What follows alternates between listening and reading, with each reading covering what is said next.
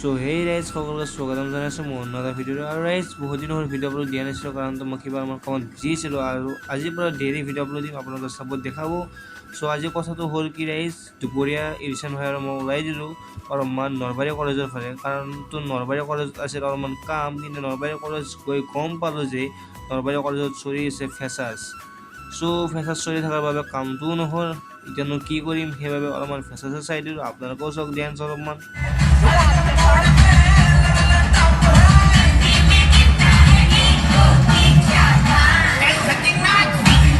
চৰাই অলপমান dance sense চাই অৱশেষত আমি ওলাই দিলোঁ বৰ্তমান ঘৰৰ পিনে। আৰু ঘৰৰ পিনে যাই থাকোঁতে নলবাৰী গণেশ মন্দিৰত দেখা পালোঁ যে কিবা অলপমান কাৰ্যসূচী চলি আছে। আৰু কাৰ্যসূচী অলপমান বহুত ডাঙৰে কাৰ্যসূচী, হাজাৰ হাজাৰ একগোট হৈছে। অলপমান ইয়াতে কাৰ্যসূচী চাই আমি অৱশেষত ওলাই দিলোঁ ঘৰৰ ফালে।